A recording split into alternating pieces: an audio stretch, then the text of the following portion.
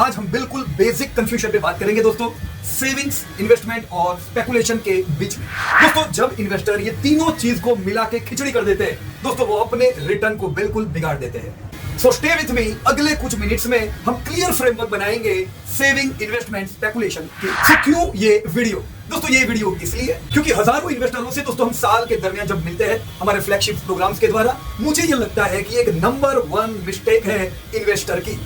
वो लोग डिफरेंशिएट नहीं कर पाते कि सेविंग और इन्वेस्टमेंट के बीच में क्या फर्क है, और सबसे बड़ी चीज, इन्वेस्टर बनने के बाद इन्वेस्टमेंट और स्पेकुलेशंस के बीच में दोस्तों क्या डिफरेंस है। कई बार स्पेकुलेटिव चीजों को इन्वेस्टमेंट समझ लेते हैं और इससे हमारे पोर्टफोलियो को दोस्तों रिस्क में डाल देते हैं। सो इन्वेस्टर्स वो बेसिक चीज नहीं करते हैं जो है एसेट एलोकेशन, और कितनी ही कॉम्प्लिकेटेड चीजों के पीछे पड़े रहते हैं और रिटर्न इससे दोस्तों हार्म होते हैं। सो आज की इस वीडियो में हम इन टूटी हुई चीजों को दोस्तों जोड़ेंगे, बिल्कुल क्लियर करेंगे स्टेप बाय स्टेप। तो आज का ये रिकॉर्डिंग हमने 4 चीजों में डिस्ट्रीब्यूट किया है। पहला, what is investment. Second, what is the difference between saving and investment. Third, what is the difference between investment and speculation? And fourth, action plan for beginners, for intermediate investors and for advanced investors.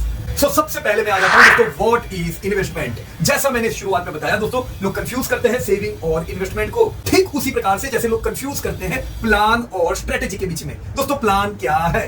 मैंने एक plan किया कि मैं regularly निवेश करूंगा, that is my plan. वो strategy नहीं है, मैंने स्ट्रेटेजी बनाई कि मैं ये जो प्लान कर रहा हूं निवेश का, उसमें इतना रुपया यहां एलोकेट करूंगा, इतना रुपया इक्विटी में एलोकेट करूंगा, इतना रुपया डेट में एलोकेट करूंगा, दैट इज माय स्ट्रेटेजी। मैं ये सोचता हूं कि भाई रैली बाजार करेगी तब मैं ज्यादा गोल्ड, ज्यादा डेट में इन्वेस्ट करूंगा, जब बाजार टूटेगा तब मैं इक्विटी में ज्यादा निवेश करूंगा, दिस इज स्ट्रेटेजी। दोस्तों कितना सिंपल है प्लान और स्ट्रेटेजी के बीच में डिफरेंशिएट करना। सिमिलरली दोस्तों सेविंग और इन्वेस्टमेंट को भी हम डिफरेंशिएट कर सकते हैं, नहीं तो ये भी दोनों एक लगेगा। सो सेविंग का मतलब है मैं एक्स अमाउंट कमा रहा हूं, मैं थोड़ी थोड़ी बचत करता हूं ताकि वो खर्च ना हो जाए। ये जो थोड़ी थोड़ी मैंने बचत की है, ये पैसा मुझे कल काम लगेगा जब जरूरत होगी, दैट इज सेविंग। दोस्तों ये इन्वेस्टमेंट नहीं है। Then what is investment? Investment is simple, ये जो मैंने सेविंग की, उस सेविंग में से एक अमाउंट को मैं ऐसे इन्वेस्ट करूं जहां पे मुझे बढ़िया रिटर्न मिले। ध्यान रखो, सेविंग में मैंने रिटर्न के बारे में सोचा ही नहीं था, जरूरत पड़ने पर मुझे ये पैसा काम लगेगा, दैट वाज सेविंग। और इन्वेस्टमेंट में मैं ये सोच रहा हूं कि जो सेविंग का पैसा मैं इन्वेस्ट कर रहा हूं वो मुझे अच्छे रिटर्न दे, ऐसी प्रोडक्टिव एसेट में मैं पैसा लगाऊं जो महंगाई दर से ज्यादा बढ़े। क्योंकि सेविंग जब मैंने की है, वो सेविंग महंगाई दर से तेजी से नहीं बढ़ेगी, पर हाँ जरूरत पे सेविंग काम लगेगी। इन्वेस्ट मैं इसलिए कर रहा हूं ताकि वो कुछ ऐसी एसेट में पैसा हो, मेरा पैसा इन्फ्लेशन से ज्यादा बढ़े तो मैं वही चीजों को ले पाऊं कम पैसे से, मैं उन चीजों को भी ले पाऊं जो मैं सेव करके नहीं ले पाने वाला था। यानी मैं रिटर्न अच्छा उम्मीद करूं, रिस्क मेजरेबल हो और थेसिस में भी क्लियर हो। थेसिस क्लियर हो का मतलब मैं समझूं कि ये एसेट में निवेश करने से रिटर्न क्या मिलेंगे, रिस्क कितना है, रिवॉर्ड कितना। थेसिस का मतलब है मैं वो जो एसेट में पैसा लगा रहा हूं, वहां लगाने से मुझे सेविंग से कितना ज्यादा मिलेगा, मुझे कंटिन्यू इनकम होगी क्या, कैश फ्लो मुझे मिलता जाएगा क्या, ग्रोथ मुझे बढ़िया मिलेगा क्या, लिक्विडिटी वहां मिलेगी मुझे। इन सब चीजों का जवाब मेरे पास इन्वेस्ट करने से पहले होना चाहिए। सो सेविंग सिंपल है, मुझे कोई रिटर्न नहीं चाहिए, मैंने सिर्फ पैसों की बचत की है। इन्वेस्टमेंट अलग है दोस्तों, इन्वेस्टमेंट में हम उम्मीद करते हैं हमें रिटर्न, रिस्क एडजस्टेड अच्छे मिले। ये जो दोस्तों मैं इन्वेस्टमेंट करूं, ये 2 एसेंशियल चीजों को ध्यान में रख के करूं। नंबर 1, टाइम फ्रेम, मुझे कितने समय के लिए निवेश करना है। देखो सेविंग के लिए मेरे पास कोई टाइम फ्रेम नहीं था, मैंने बचत की है, जरूरत पे काम लगेगी। लेकिन इन्वेस्टमेंट करने के समय मेरे ध्यान में टाइम फ्रेम रहे कि ये जो निवेश कर रहा हूं, फिर चाहे वो कोई भी इन्वेस्टमेंट हो, मुझे कम से कम कितना समय देना होगा अच्छे रिटर्न पाने के लिए। एंड सेकंड, रिस्क मैनेजमेंट, मैं रिस्क को समझूं और उसे मैनेज कर पाऊं ताकि सेविंग के अलावा का जो पैसा मैं इन्वेस्ट कर रहा हूं बढ़िया ग्रोथ के लिए, वो रिस्क फ्री रहे, स्ट्रेस फ्री रहे। सो ये बिल्कुल याद रखें दोस्तों, थेसिस आपकी क्लियर रहे। अगर आप अपने आप को ये नहीं समझा सकते हैं कि मैंने ये क्यों इन्वेस्ट किया है, ये इन्वेस्ट करने से मुझे क्या मिलेगा, तो मैं इन्वेस्ट नहीं कर रहा हूं, मैं सिर्फ उम्मीद पे जी रहा हूं। तो जो निवेश किया है वहां क्लियरिटी मेरी रहे। सो इन्वेस्टमेंट और सेविंग को समझने के लिए हम अपनी लाइफ साइकिल थोड़ा देखते हैं। दोस्तों ये है लाइफ साइकिल का मेरा चार्ट। ये एक्सिस मुझे बताती है अमाउंट और ये एक्सिस मुझे बताती है टाइम फ्रेम। अब सेविंग इन्वेस्टमेंट समझने के लिए मुझे 3 चीजों को, ये दोनों चीजों के साथ कंपेयर करना होगा। एक है दोस्तों इनकम। दोस्तों जैसे जैसे शुरुआत में मेरी इनकम कुछ भी नहीं होती है क्योंकि मेरा एजुकेशन, स्किल बिल्डिंग पे ध्यान होता है, फिर मेरी इनकम एक एज पे बढ़ने लगती है, शुरुआत में कम होती है और जैसे जैसे मेरा कैरियर आगे बढ़ता है मेरी इनकम बढ़ती जाती है। फिर वो समय भी आता है जो समय पे मैं दोस्तों मैं रिटायरमेंट हो जाता हूं, हो सकता है मेरी इनकम या तो बिल्कुल फॉल हो जाए या फिर कम हो जाए। नॉर्मल केस में ज्यादातर लोगों की इनकम की साइकिल दोस्तों कुछ इस प्रकार होती है, कुछ समय बाद शुरू होती है, बढ़ती है, फिर डिक्लाइन करती है, राइट। तो पहला हमने देखा इनकम। दोस्तों इसी इनकम के साथ कंजप्शन की भी साइकिल शुरू हो जाती है। अगेन ये कंजप्शन की साइकिल तब से है जब मैं नहीं कमाता था, पर तब मेरे कंजप्शन का ध्यान कौन रखता था? क्योंकि दोस्तों हम सब लोग फैमिली में रहते हैं, फैमिली टेक केयर करती है हमारे कंजप्शन का शुरुआत में, फिर धीमे धीमे ये होता है दोस्तों कि कंजप्शन का पूरा ध्यान मुझे रखना होता है। तो शुरुआत में मेरा कंजप्शन हो सकता है मेरे इनकम से भी ज्यादा हो, पर वो टेक केयर ऑफ होता है ओवरऑल हाउस होल्ड की वजह से। पर जैसे जैसे दोस्तों मेरी लाइफ आगे बढ़ती है, कंजप्शन भी बढ़ता है, कंजप्शन भी बढ़ता है, लेकिन मेरी इनकम कंजप्शन से ज्यादा बढ़ती है। तो मुझे एक समय पे दोस्तों यहाँ पे स्प्रेड मिलता है इनकम और कंजप्शन के बीच में। फिर वो समय आता है दोस्तों जब मेरी इनकम बिल्कुल कम हो जाती है या धीमे धीमे डिक्लाइन होती है। याद रखें वो समय पे भी कंजप्शन तो मेरा रहने ही वाला है। कंजप्शन की जो लाइन है वो डिक्लाइन बहुत नहीं होने वाली है, पर लाइन कौन सी डिक्लाइन होने वाली है? मेरे इनकम की। तो इसीलिए मुझे कुछ प्लान करना होगा कि जब मुझे ये स्प्रेड मिले, मैं स्प्रेड का ऐसा फायदा उठाऊं कि जब मेरी लाइन डिक्लाइन हो इनकम की, मैं कंजप्शन फुल कर सकूं विदाउट एनी स्ट्रेस और वरी। दोस्तों इसे सफलतापूर्वक करने के लिए तीसरी लाइन की शुरुआत होती है, और वो तीसरी लाइन क्या है? सेविंग्स की। क्या? This was consumption and third line is saving. दोस्तों सेविंग शुरुआत में बिल्कुल हमारी नहीं होती है। हम जब कमाने लगते हैं उस समय भी हमारी इनकम से ज्यादा कंजप्शन होता है, राइट। और बहुत ज्यादा हम सेव शुरुआत में नहीं कर सकते, but still I am staying with my family, और फैमिली में कई लोग कमा रहे हैं, यस हम ये कर सकते हैं। तो दोस्तों स्ट्रेटेजी अलग अलग व्यक्ति की अलग अलग हो सकती है, डिपेंड ऑन कितनी इनकम कितना कंजप्शन। पर ये सेविंग की जो लाइन है ये धीमे धीमे मैं बढ़ाऊंगा। और ये कैसे बढ़ेगी? देखो इनकम तो बढ़ती जा रही है, कंजप्शन मेरा फिक्स है, तो इनकम के साथ मेरा सेविंग भी बढ़ेगा। ये कब तक बढ़ेगा? ये सेविंग जब तक मैं कमा रहा हूं मैं करता जाऊंगा। अगर मैंने सेविंग किया है एज फॉर सेविंग, तो ये पैसा मुझे बाद में काम लगेगा। अगर मैंने सेविंग के बदले इन्वेस्ट किया है तो ये सफिशिएंट टाइम है कंपाउंड करने के लिए। तो इतने समय में मेरा सेविंग इतना कंपाउंड हो जाता है कि मेरी एसेट ही इतनी है जो मेरे सारे कंजप्शन को पूरा कर सकती है। अगर मैं मेरी सफिशिएंट एसेट बनाना चाहता हूं तो मुझे इन्वेस्टमेंट पे पहले से ध्यान देना होगा। दोस्तों मैं क्या करूं जिससे मैं मेरे इन्वेस्टमेंट को जबरदस्त आगे ले जा सकूं? So this is the plan to create huge assets for yourself. दोस्तों 20 से 30 साल की जब मेरी आयु है 20 to 30, इसे मैं यूज करूं स्किल बिल्डिंग के लिए, लर्निंग के लिए। हो सकता है उतनी चीजों को मैं सीखूं ताकि मैं मेरी इनकम को और ज्यादा तेजी से बढ़ा सकूं। देखो कंजप्शन तो मेरा रहने ही वाला है, पर अगर मेरे में स्किल्स है, मैं अगर मेरी इनकम को बढ़ा सका तो ये कंजप्शन कुछ भी नहीं है। तो 20 to 30 की एज में मेरी प्रायोरिटी पहले क्या होनी चाहिए? स्किल यानी लर्निंग। आप सीखो फिर आप करो। एंड एसआईपी की दोस्तों शुरुआत कर दीजिए, क्योंकि ये उम्र में लमसम पैसा नहीं होता है, ये उम्र में थोड़ा थोड़ा पैसा कर सकते हैं। ऐसे आप कई लोगों को मिले होंगे जो 10 साल के निवेश के बाद भी पछता रहे होते हैं, अरे यार मैं तो कुछ भी नहीं कर सकते शेयर बाजार में। क्यों? क्योंकि उन्होंने लर्निंग पे ध्यान नहीं दिया। मैं शुरुआत में अगर सीख के निवेश करता हूं, मैं मेरे चार्ट को फटाफट बढ़ा सकता हूं। मुझे रिस्क क्या है पता रहता है, मुझे रिवॉर्ड क्या है पता रहता है। सो 20 to 30 के लोगों के लिए स्किल्स, लर्निंग प्लस एसआईपी एक बढ़िया उपाय है। नेक्स्ट 30 to 50 की जो आपकी एज है दोस्तों, ये समय पे ज्यादातर ध्यान इक्विटी में रखें। हमें हमारी सारी एसेट्स पे ध्यान देना है, गोल्ड काम का है, रियल एस्टेट काम की है, लेकिन इक्विटी पे फोकस करें, क्योंकि ये वो एसेट है जो आपको कैश फ्लो भी देने वाली है, हर साल की इनकम देने वाली है, ग्रो करेगी, लिक्विडिटी भी रहेगी, कुछ फायदे हैं इसके। तो 30 to 50 में यस दोस्तों आपको इक्विटी पे ध्यान देना है। आपको अपना कॉर्पस ऐसा बनाना है कि जैसे इनकम आने वाले समय में डिक्लाइन हो, आप तब तक अपनी एसेट बना के बैठे हो जो आपको कैश फ्लो कंटिन्यू आने देगी। पोस्ट 60 के बाद दोस्तों स्टेबिलिटी पे ध्यान दें, स्टेबल पोर्टफोलियो। ये समय पे दोस्तों आपका पोर्टफोलियो बहुत ज्यादा एक्सपेरिमेंट वाला, बहुत ज्यादा वोलेटाइल नहीं होना चाहिए दोस्तों। वो करने के लिए ये पूरा समय था आपके पास। अब जब आप अपनी एक एसेट बना चुके हो, इसको स्टेबल परफॉर्म करने दो, एनुअल अर्निंग आपको हर साल देने दो, यही एसेट्स आपको जिंदगी भर के लिए पैसा देती जाएगी। तो जब हमने अपने लाइफ को इन 3 भाग में डिस्ट्रीब्यूट किया, इतना क्लियर है। 20 to 50 वाला जो समय है 20 से 50 का दोस्तों, यह है कंपाउंडिंग का टाइम। ये समय पे हमें हमारे सेविंग या इन्वेस्टमेंट को कंपाउंडिंग मोड पे डाल देना है, ताकि मैं मेहनत करूं, पैसा कमाऊं, वो तो मेरे लिए कुछ सेविंग करके देगा, पर पैसे को मैं मेरे लिए काम पे लगा दूं, वो दोस्तों कंपाउंडिंग बन जाता है आने वाले समय में, राइट। तो मैंने इतना क्लियर कर दिया कि सेविंग क्या कर सकते हैं, इन्वेस्टमेंट क्या कर सकते हैं। मैं थोड़े डिफरेंशिएटेड चीजें दोनों की दोस्तों आपको बता दूं। Saving is all about safety plus liquidity. वो एसेट जो आपको सेफ्टी देती है, लिक्विडिटी देती है, वो है दोस्तों सेविंग। चलो मेरे को 2-3 उदाहरण दो, क्या है सेविंग के अलग अलग जगह। क्या मैं कैश जो मेरे पास रखता हूं उसको सेविंग बोलूंगा? नहीं। हाँ जरूर, क्यों नहीं बोलेंगे। कैश भी एक तरीका है सेविंग का दोस्तों, फिक्स डिपॉजिट एक तरीका है सेविंग का, आप पीपीएफ में कटाते हो पैसे वो तरीका है सेविंग का, आप लिक्विड फंड में इन्वेस्ट करते हो वो तरीका है सेविंग का। ये आपको सेफ्टी देता है और लिक्विडिटी देता है। तो फिर दोस्तों इन्वेस्टमेंट क्या है? इन्वेस्टमेंट वो चीजें हैं जो मुझे इन्फ्लेशन से ज्यादा ग्रोथ देने वाले हैं, मुझे कंसिस्टेंट कैश फ्लो देने वाले हैं। ऐसी चीजों के नाम बताइए दोस्तों। यहाँ पे हो सकता है सेफ्टी में थोड़ा कॉम्प्रोमाइज हो, आप हर जगह निवेश करो, वो हर जगह आपको 100% रिटर्न की, ऐसा हो नहीं सकता है। सिमिलर लिक्विडिटी में भी हो सकता है कुछ कॉम्प्रोमाइज हो। तो इन्वेस्टमेंट में मैं देखता हूं दोस्तों रिटर्न, मुझे ग्रोथ अच्छा मिले। तो इन्वेस्टमेंट के तरीकों में एक क्या आएगा दोस्तों? इक्विटी, यानी शेयर बाजार। जब मैं अलग अलग कंपनियों में निवेश करता हूं, मैं पार्टनरशिप ले रहा हूं, इसका मतलब वो कंपनियां जो कमाएगी मुझे भी कुछ डिस्ट्रीब्यूट होगा, मेरा कैश फ्लो चलता जाएगा। मैंने अगर अलग अलग कंपनियों में निवेश किया हुआ है दोस्तों, तो ये मेरे लिए बड़ी सेफ्टी हो गई। कल लोग नहाएंगे, गाड़ी खरीदेंगे, इंश्योरेंस खरीदेंगे, लोग कंज्यूम करेंगे, मेरे पास पैसा आता जाएगा। सो इक्विटी में ग्रोथ मिलेगा, कंसिस्टेंट कैश फ्लो मिलेगा। इसी प्रकार से real estate is also investment. मैं रियल एस्टेट में निवेश कर रहा हूं, मुझे कंटिन्यू रेंट मिलता जा रहा है, वहां पे एप्रिसिएशन भी हो रहा है। So somewhat similar with equity, equity भी एप्रिशिएट हो रही है, इक्विटी भी एनुअल इनकम दे रही है, रियल एस्टेट भी वही चीज दे रहा है। फर्क दोनों में क्या है?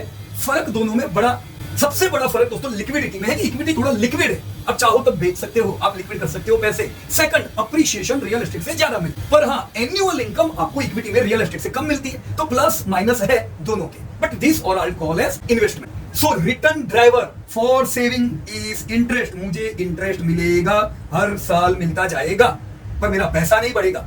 अगर मैं ये ऑप्ट करता हूं कि पैसा बढ़ेगा तो मुझे इंटरेस्ट नहीं मिलेगा, ये एक ही चीज मिलती है। इन्वेस्टमेंट अलग है, इन्वेस्टमेंट में ये दोनों चीजें मिलती है। So return driver for investment is मुझे इंटरेस्ट मिलेगा। नाउ ये इंटरेस्ट नहीं है, इसे हमको कैश फ्लो बोलना चाहिए, राइट? मुझे कंटिन्यू कैश फ्लो मिलेगा और प्लस एप्रिशिएशन भी होगा। तो कंबाइंड बोथ ऑफ देम, मैं कहता हूं कि बोथ दोनों काम का है। अपने अपने जो हमने लाइफ स्पान देखा, उस लाइफ स्पान में, लाइफ जर्नी में दोनों का अपना महत्व है। Keep it is both but not confuse with inter.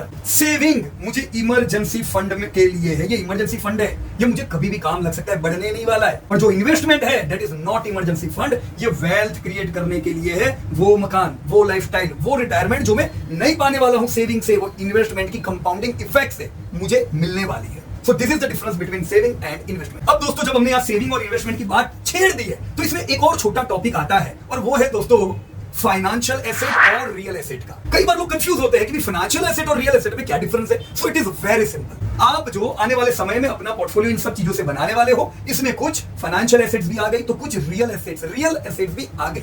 Financial assets को आप गिन सकते हो, आपको भाव उनका रेगुलरली पता रहता है, ट्रांसपेरेंट रहता है, और जनरली लिक्विड होती है, जिसमें आप एफडी को भी गिन सकते हो, जिसमें आप लिक्विड फंड्स को गिन सकते हो, जिसमें आप इक्विटी भी गिन सकते हो। This all are financial assets. पर जो रियल एसेट्स होते हैं, ये रियल एसेट्स असल में they are hedge to the inflation. वो महंगाई से ज्यादा बढ़ेगी, वही मेरे लिए सब कुछ है। पर वहां पे रियल एसेट्स में हो सकता है लिक्विडिटी की कमी, और सेकंड कॉन्सेंट्रेटेड हो। फॉर एग्जांपल मैंने एक रियल एस्टेट प्रॉपर्टी ली हुई है कोई जगह पे, हो सकता है भारत भर में दाम बढ़े, मेरी उस प्रॉपर्टी के दाम नहीं बढ़े। तो रियल एस्टेट में मैं डाइवर्सिफाई बहुत नहीं कर सकता हूं, क्योंकि उसके लिए बहुत पैसा चाहिए, जो हम इक्विटी में कर सकते हैं। But still if you have money you can diversify well in real estate also. But इसीलिए रियल एस्टेट को कॉन्सेंट्रेटेड इन्वेस्टमेंट कहा जाता है। This doesn't make real estate bad, उसके भी पॉजिटिव पॉइंट है, वो भी पोर्टफोलियो में तो चाहिए। पर मुझे जब मैं लाइफ पोर्टफोलियो बनाता हूं मेरा, यस सेविंग भी चाहिए, इन्वेस्टमेंट भी चाहिए, इन दोनों में मुझे फाइनेंशियल एसेट भी चाहिए, तो मुझे रियल एसेट्स भी चाहिए। तो जब आप दोनों चीजों को बैलेंस करते हो, आपके पास लिक्विडिटी रहती है दोस्तों। स्टेबिलिटी पाने के लिए रियल एस्टेट भी आपके पास होती है। So this is what the difference from financial assets and real assets. So मेरी एसेट को मैं मेरी इस जर्नी में कैसे बना के रखूं, मेरा जो 100% का पोर्टफोलियो है उसमें एक बड़ा महत्व मैं इक्विटी को दूं, और जब मैं रिटायर हो जाऊं, हो सकता है मैं स्टेबी के लिए थोड़ा काम करूं इक्विटी, राइट? उसी प्रकार से शुरुआत में मुझे फिक्स सिक्योरिटीज, डेब्ट मार्केट का इतना जरूरत नहीं है, तो मैं कम रखता हूं। यही समय तक मेरा इक्विटी कंपाउंड हो जाता है, बढ़ जाता है। मैं जैसे जैसे रिटायर होता हूं दोस्तों, फिर मैं इसकी मात्रा बढ़ाता हूं। तो क्या होता है दोस्तों, मेरे पास दोनों है, मुझे स्टेबिलिटी भी मिलती है, मुझे कंसिस्टेंट कंपाउंडेड इनकम भी होती है। और गोल्ड तो परमानेंटली गोल्ड है मेरे पोर्टफोलियो में, मैं 5-10% का वेटेज परमानेंटली रख सकता हूं, राइट? सो हमने गोल्ड देखा, हमने फिक्स सिक्योरिटी देखा, और हमने इक्विटी देखा। मैं मेरे पोर्टफोलियो में कैसे इनको जगह दे, आप दोस्तों अपने रिस्क टॉलरेंस के हिसाब से इसको कस्टमाइज कर सकते हो। सो अब दोस्तों मैं आ जाता हूं सेविंग और इन्वेस्टमेंट हमने क्लियर किया, अब मैं आ जाता हूं इन्वेस्टमेंट और स्पेकुलेशन को क्लियर करने के लिए। दोस्तों जब मैं लॉन्ग टर्म के लिए निवेश करता हूं, और लॉन्ग टर्म के लिए निवेश यूं ही नहीं कि किसी ने बोल दिया मैं फंस गया हूं, अब वो लॉन्ग टर्म अपने आप हो गया, वैसा नहीं। मैंने लॉन्ग टर्म के लिए निवेश किया और मेरा थीसिस बिल्कुल क्लियर है। Let me clarify what is thesis again. जब मैं ये कहता हूं कि ये कंपनी मेरे को पसंद है, ये कंपनी बहुत बढ़ेगी, वो थीसिस नहीं है। जब मैं कहता हूं कि ये कंपनी की टिप आई है, उस पर मुझे पूरा भरोसा है, उसने बोला है ये शेयर चलेगा, इसलिए मैं ले रहा हूं, वो थीसिस नहीं है। पर जब आप ये कहते हो कि मैं ये XYZ कंपनी को इसलिए ले रहा हूं क्योंकि आज ये XYZ कंपनी की साइज इतनी है, इनकी इंडस्ट्री बढ़ने की संभावना है, 10 सालों में मैं ये देखता हूं कि उनका प्रॉफिटेबिलिटी यानी मेरी अर्निंग 20% कगार से बढ़ती जाएगी, मेरा कैश फ्लो एनुअल मुझे मिलता जाएगा, इसलिए मैं यहां पे पैसा लगा रहा हूं। That is thesis. जब आपको इंडस्ट्री के बारे में क्लैरिटी हो कि इंडस्ट्री ग्रो करने वाली है, आपको कंपनी की क्लैरिटी हो कि कंपनी क्वालिटी है और आप निवेश करते हो, that is called as thesis. तो जब लॉन्ग टर्म के लिए निवेश किया, थीसिस बिल्कुल क्लियर है, वो होता है दोस्तों इन्वेस्टमेंट। पर दोस्तों जब आप टिप्स पे चलते हो, जब आप इधर उधर की बातों पे निवेश करते हो, आपने एक्सीडेंटल प्राइम मिनिस्टर देखा था, वैसे एक्सीडेंटल इन्वेस्टमेंट करते हो। एक्सीडेंटल इन्वेस्टमेंट तो लोगों के लाइफ में बहुत होता है और उनके पोर्टफोलियो में भरी हुई होती है कंपनियां, which is called as accidental investment. मैं बैठा हूं, मैं घर पे आया, टीवी चालू किया, टीवी में मुझे कोई कंपनी की बात की, वाओ ये तो लेनी चाहिए, मैंने ले ली, फिर आ गया स्टॉप लॉस और वो तो मेरे पोर्टफोलियो में है। ऐसे अलग अलग कई अनुभव होते होंगे, this all are called as accidental investment. वो है दोस्तों स्पेकुलेशन। भले आप बोलते हो एक्सीडेंटल इन्वेस्टमेंट, इन्वेस्टमेंट नहीं है, दैट इज स्पेकुलेशन। आप शॉर्ट टर्म के लिए निवेश करते हो, आपको लगता है 2 साल में तो जबरदस्त कमाल हो जाएगा, ये अभी 1000 है, ये 1200 तो आने वाला है, ये 1500 तो आने वाला है, ये सब कुछ चलता है। ये क्यों चलता है? जब मौसम अच्छा होता है, जब इकोनॉमी फेवर में होती है, तो ये सब शेयर चलते हैं, 20-50% डबल रिटर्न 3 गुना दे भी देते हैं, और आप एक कंपनी से दूसरी, दूसरी से तीसरी, तीसरी से चौथी खुशी खुशी घूमते रहते हो। लेकिन जैसे तेजी की लहर थी, वैसे मंदी की भी लहर आती है। उस मंदी की लहर में आपने कमाया होता है 100, चला जाता है 200। This is called speculation. इससे बढ़िया है दोस्तों, आपने इन्वेस्ट किया, एक कंपनी है जो 100 रुपए की है, वैसे भी बिना कुछ किए वो 1000 रुपए आ गई है। दूसरी एक कंपनी है 200 रुपए की, कुछ किया नहीं, वो भी 2000 रुपए आ गई 10 सालों में। अब आपने क्या किया, इसको इधर बेचा, फिर ये ली, फिर इसके बदले वापस ये ले ली, फिर इसके बदले ये बेच के वापस ये ले ली। आप घूम घूम किए और आपको ये जर्नी में अगर पैसा 3 गुना भी मिला है, 4 गुना भी मिला है, तो कुछ भी नहीं है, क्योंकि और कुछ भी करे मगर वैसे भी तो शेयर 10-10 गुना हो रहा है, तो क्यों डिस्टर्ब करते हो? इससे तो बढ़िया है ये रहेंगे तो वेल्थ क्रिएट करके देंगे। अगर मैं इस प्रकार से काम करता हूं मतलब मैं स्पेकुलेटिव हूं, मुझे अगर मोमेंटम की जरूर है तो मैं स्पेकुलेटिव हूं। So before investing ask yourself what are the thesis behind this company. मैं ये कंपनी को क्यों खरीद रहा हूं? अगर स्टॉप लॉस और टारगेट ये दोनों चीज आपके दिमाग में है, इसका मतलब आप स्पेकुलेटिव हो, आप ट्रेडिंग कर रहे हो, इन्वेस्टमेंट नहीं। क्योंकि कंपनियों के ग्रो होने के कोई टारगेट नहीं होते, कोई स्टॉप लॉस नहीं होता है, राइट? तो जब आप निवेश कर रहे हो तो साथ में कुछ वॉलेटिलिटी के लिए प्रिपेयर रहो। Let me show you how it works. So ये मेरा जो चार्ट है ये रिटर्न का है, ये मेरा जो चार्ट है ये वॉलेटिलिटी का है, ये रिटर्न बताता है, ये वॉलेटिलिटी बताता है। तो आप अगर कोई ऐसी एसेट में पैसा लगा रहे हो जहां पे रिटर्न हायर एक्सपेक्टेड है, इसका मतलब कि वहां पे बहुत से निवेशक भी आते होंगे, वहां पे वॉलेटिलिटी भी हाई एक्सपेक्टेड है। अगर आप कोई ऐसी एसेट में निवेश करते हो जिधर रिटर्न बड़े लो होते हैं, वहां वॉलेटिलिटी भी लो होगी। तो सिर्फ रिटर्न देख के वॉलेटिलिटी आप भूल जाओगे, वो नहीं चलेगा। इन्वेस्ट करने के समय में रिटर्न और वॉलेटिलिटी दोनों को ध्यान में रखो। वॉलेटिलिटी का मतलब क्या? दोस्तों आपने देखा होगा कि आपने इक्विटी में निवेश किया, 20-25% तो यूं ही टूट जाता है। हर 3-1 साल में ऐसा मौका तो आता है जब आपके लाख के 25% नीचे आ जाते हैं share. This is volatility, but this is normal, क्योंकि आप हाई रिटर्न वाले एसेट में लगा रहे हो पैसा, आपको रिटर्न भी तो वैसे मिलते हैं। जैसे 25% डाउन हुआ वैसे 50% प्लस भी हो जाता है। So where returns are expected you should be prepare for volatility. So tell me, saving और लिक्विड फंड में कितनी वॉलेटिलिटी उम्मीद होती है? No volatility. तो रिटर्न भी तो वहां पे उतने ही होते हैं। तो मैं सेविंग और फिक्स सिक्योरिटी को इधर लिखता हूं कि चलो लो रिटर्न, लो वॉलेटिलिटी, शांति की जिंदगी है। इसीलिए तो मैंने बताया आपको शुरुआत में कि सेविंग भी करना है, इधर रिस्क नहीं है, पर रिस्क नहीं है तो रिटर्न भी नहीं है, और जरूरत पे काम लग सकता है पैसा। अब आप इसी फिक्स सिक्योरिटी में जब कोई कॉर्पोरेट्स में निवेश करते हो, कॉर्पोरेट के डेब्ट में निवेश करते हो, राइट? जैसे फॉर एग्जांपल आपने कुछ कंपनीज की फिक्स डिपॉजिट ली, तो वहां पे आपको रिटर्न ज्यादा होते हैं, पर वो रिटर्न के सामने रिस्क भी होता है, वो गारंटेड नहीं है, वहां पे वॉलेटिलिटी बढ़ी। अब वो भी फिक्स सिक्योरिटी है, पर फिक्स सिक्योरिटी में भी आपने रिस्क ज्यादा लिया, ज्यादा रिटर्न लेने को गए तो आपको वॉलेटिलिटी का सामना करना पड़ेगा। तो इस केस में वॉलेटिलिटी डिक्रीज करने के लिए मैं क्या करूं? उसका उपाय है डाइवर्सिफाई। जो भी ऐसी एसेट है जिधर आप ज्यादा रिटर्न पाने के लिए वोलेटिलिटी रेट ले रहे हो, उधर डाइवर्सिफाई करेंगे तो हम अपनी रिस्क को कम कर देते हैं। और ध्यान रखें, उससे रिटर्न कम नहीं होते क्योंकि पैसा तो लगा हुआ ही है, पर रिस्क आपका कम हो जाता है। 1-2 एसेट जहां मुश्किल आ गई, आपको दिक्कत। इक्विटी एंड रियल एस्टेट, यहां पे मेरे को रिटर्न, जैसे रियल एस्टेट में मुझे अच्छे रिटर्न मिलने की उम्मीद है, साथ में मेरा रिस्क भी फिक्स सिक्योरिटी से बढ़ जाता है। इक्विटी में एकदम बढ़िया हमें रिटर्न मिलते हैं, रियल एस्टेट से बहुत ज्यादा, वोलेटिलिटी भी तो वहां पे बहुत ज्यादा। तो आप जब यहां पे अच्छे रिटर्न लेने आ रहे हो, ध्यान रखो कि वोलेटिलिटी है 20-25 प्लस माइनस पोर्टफोलियो होता है, कोई टेंशन रखने की जरूरत नहीं है, दिस इज नॉर्मल, हर 3-4 साल में ऐसा होगा। सिमिलरली आपने शेयर खरीदे, डबल हो गए, खुश मत हो जाओ कि वाह कमाल हो गया, दिस इज आल्सो नॉर्मल। अभी आपने डबल देखा है, आपको भी ये देखना है। कोई इन्वेस्टर बच नहीं सकता है बुरे समय से, और कोई इन्वेस्टर ऐसा नहीं है जो अच्छा समय नहीं देखेगा, उसको अच्छा समय भी मिलने वाला है।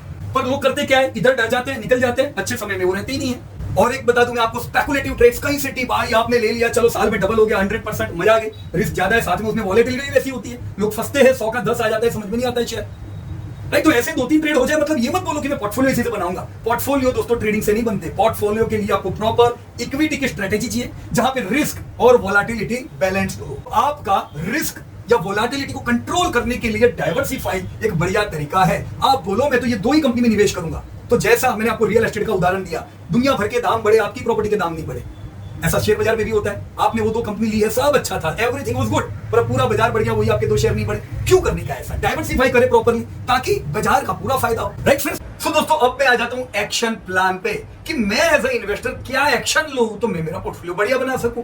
सबसे पहले मैं आता हूं बिगिनर लोगों के लिए, जिन्होंने नया नया इन्वेस्टमेंट शुरू किया है, जिनको अभी 4-5 साल भी नहीं हुए। सो बिगिनर्स के एक्शन में एक्शन नंबर 1 क्या है दोस्तों? आप अपना 6 to 9 मंथ का इमरजेंसी फंड पहले बनाए। पोर्टफोलियो बाद में बढ़ेगा, पहले मेरे को मेरा इमरजेंसी फंड बढ़ाना है। मेरी तनख्वाह फॉर एग्जांपल 20,000 रुपए की है, तो 20,000 रुपए की तनख्वाह है, मल्टीप्लाई बाय 6 to 9, मतलब मुझे करीबन 1.5 लाख रुपए का मेरा इमरजेंसी फंड तो रखना होगा, ताकि कभी अचानक कहीं मेरी जॉब में प्रॉब्लम हो गए तो मैं क्या करूंगा, मैं जिंदगी कैसे जीऊंगा, वो समय मुझे इमरजेंसी फंड काम लगेगा। इमरजेंसी फंड का पैसा कितना डालना है? शेयर बाजार में, राइट? नहीं, ये रखना है फिक्स सिक्योरिटीज में। सेकंड, बिगिनर के लिए स्टार्ट एसआईपी, वो लमसम में 1-2 लाख रुपया डाल दूं, उस चीज के पीछे न दौड़ो, जो कंफर्टेबल है वो सोचो। एसआईपी हर महीना आप अपनी तनख्वाह से बचा के जो निवेश कर सको उतने शेयर खरीदते जाओ। कंपनियों का लिस्ट बना लो और एक एक करके कंपनियों को इकट्ठा करो। That is best investment plan, right? So start your SIP. Third, define goals and with dates.